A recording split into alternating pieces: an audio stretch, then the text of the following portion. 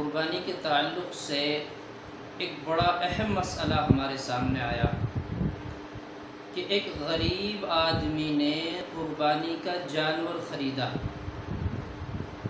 یا اس جانور کو گھر ہی پرورش کر کے بڑا کیا۔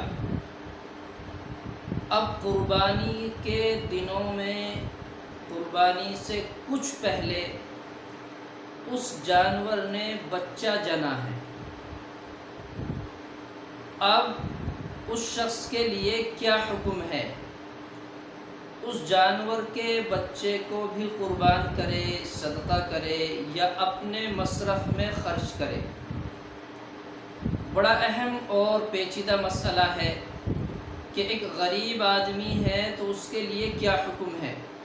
تو شریعت کی طرف سے اس کے لیے حکم یہ ہے کہ وہ اس جانور کو بھی قربان کرے گا اور اس جانور کے بچے کو بھی قربان کرے گا،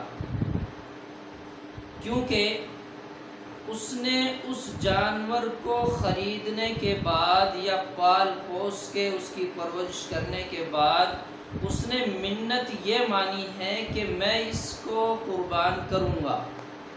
گویا کہ اس کی منت ماننے کی وجہ سے، نظر ماننے کی وجہ سے وہ اس پر واجب ہو گیا، اور جس چیز کی منت مانی گئی ہو اس کا منافع بھی اللہ کے راستے میں ہی قربان کیا جاتا ہے، اس کا منافع بھی اس کے لیے نہیں ہوتا۔ اگر کسی شخص پر قربانی واجب ہوتی شریعت کی طرف سے تو اس کا دوسرا مسئلہ تھا، لیکن اس پر واجب نہیں تھی، اس نے منت مان کر اپنے اوپر واجب کر لی، تو اب اس کا بچہ بھی قربان کرنا واجب اور ضروری ہے۔ دھیان رکھیں ان باتوں کا کہ ہم کسی بات کی منت مان لیں، نظر مان لیں، وہ چیز ہمارے اوپر واجب ہو جاتی ہے، چاہے وہ نفلی روزے ہوں یا نفلی نمازیں ہوں یا نفلی کوئی بھی چیز ہو، جب ہم نے اس کی منت مان لی تو اس کا پورا کرنا واجب ہو جاتا ہے۔ اس لیے ہمیں یہ ایسے اہم مسائل کو سمجھنے کی کوشش کرنی چاہیے۔